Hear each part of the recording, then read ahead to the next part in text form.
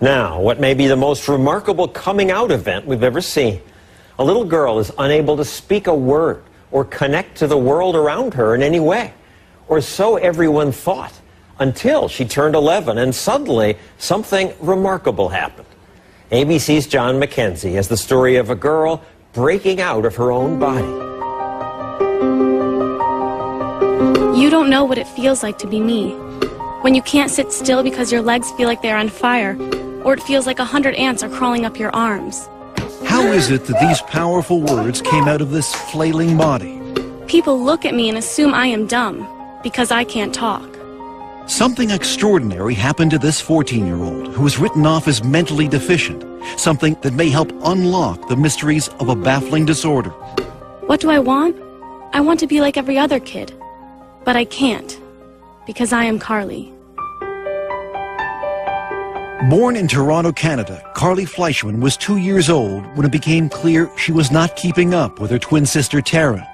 When you're told your child is going to be developmentally delayed, that they might achieve the developmental level of a 6-year-old, it's like being kicked in the gut. When Arthur Fleischman and his wife Tammy learned the diagnosis was autism, they expected the worst, that the twins were headed in different directions. And how bad did it get for Carly, those first few years? Awful. Part of her delays prevented her from walking, from sitting up. It was clear that Carly, like most autistic children, was lost in her own world, perpetually swimming underwater. And all the doctors would say, you're the parent. You should do as much as you feel you need to do for this kid. Carly, stand up. The Fleischmans were on their own. Experts told them that early intervention was critical. You use your fork. So ever since Carly was 3, her therapy has been intensive, unrelenting. This took about 40 to 60 hours a week of one-to-one therapy. She always had about 3 to 4 therapists working with her. And if you're not getting results with one approach, you move on and you try something else. You didn't give up. You pushed Carly. When you look in Carly's eyes, you can see an innate intelligence. So we never gave up. We never gave up. But if there was intelligence, Carly's ceaseless rocking, flailing arms, and tantrums hid any trace of it. Worse, she couldn't speak. Not a word. I did not have any expectation that she would have a fluent form of communication. Dr. Nicole Walton-Allen is a clinical psychologist who led Carly's therapy program. Her profile was that of a child who was severely autistic and more than likely moderately mentally retarded. And did you ever think about institutionalizing her? We had friends saying, you know, you've been plugging away, spending thousands of dollars on therapy. You're not really seeing the progress. So, of course, you start thinking about, should she be in a group home? But you decided against it. I could never do it. Could never do it. How can you give up your kid? Despite thousands of hours of therapy over months and years, Carly's progress was excruciatingly slow. That is until one day 3 years ago when Carly was 11. She ran to a computer for the first time, and what happened next was a breakthrough so profound it would finally pierce Carly's silent, secret world. And she was quite distressed, and she starts to spell H-U-R, and it was like T, hurt. And then a little bit later on, she spells H-E-L, and we kind of pushed her to finish, and she puts P, so she spells help. Afterwards, she sort of got up, went behind the couch, and she threw up. Barbara Fenton Nash is one of Carly's longtime therapists. So what did this tell you? It told us that there was a lot more going on there than we knew. And to us, that was a breakthrough moment because we hadn't specifically taught her the words. And at first, we didn't believe it. Knowing this child for 10 years and never seeing her write a thing, of course you're going to be skeptical. Everyone was, including her other therapists, who were now desperate to see proof. But Carly refused to type, exhibiting the same hysterical behavior that led experts to label her as mentally retarded. She would strip off her clothes. She would go into the bathroom and she would engage in fecal smearing. So the typing was great, but no one could see it. Here, show me. What was needed was some tough love. If Carly wanted something, she would have to type for it. First type, and then you get. Let's go. Oh, she had to work for it. If she wanted information, if she wanted to go somewhere, she had to type by herself.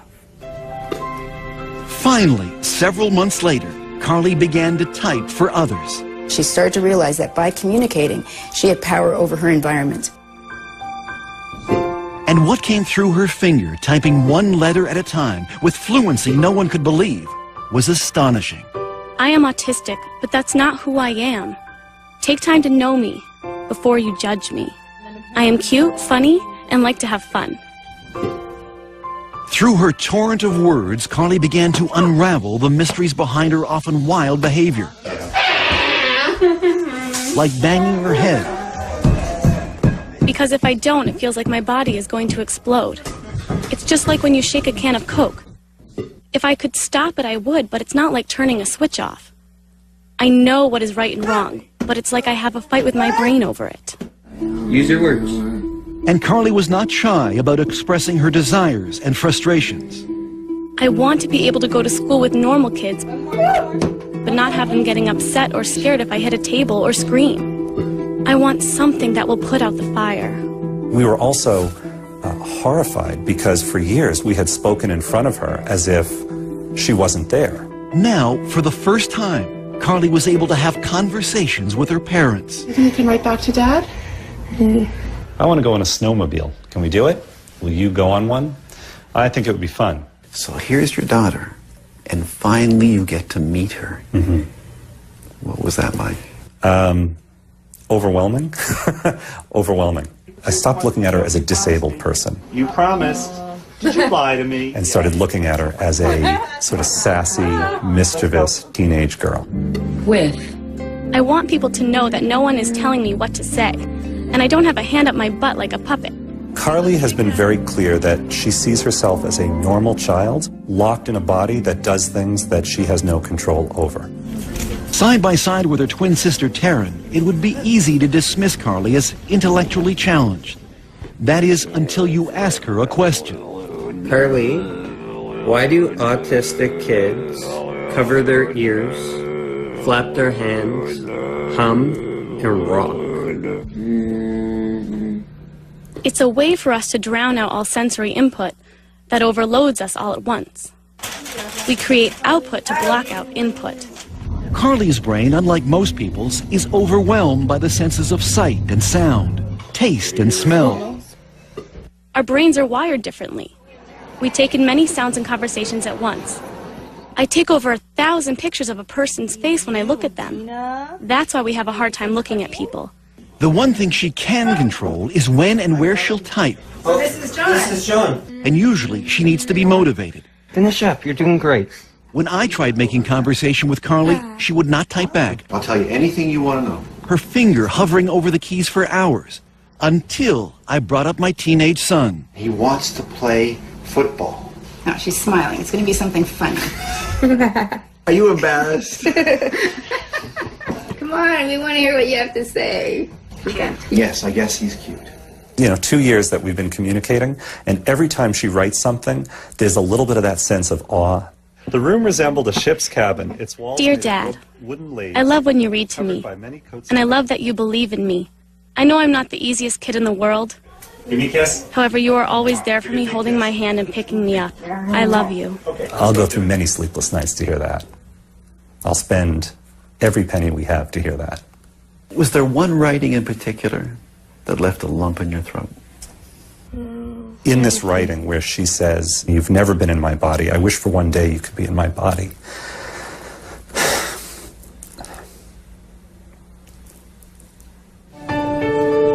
A year after we first met Carly, she is happier, calmer, more independent. Come on, let's get this in the pan. She's even writing a novel. I think that humankind is just oblivious to things that have been around for many years. She also has her own internet blog and twitters regularly, answering questions from people all over North America. I think Carly knows that she now has a voice that can help other kids. Now she looks at herself as someone who can make a mark on the world. And that's got to be life-changing. What do you hope for Carly now? I want her to be happy. I want her to have dreams and goals and accomplish those goals in spite of her challenges. I think the only thing I can say is don't give up. Your inner voice will find its way out. Mine did.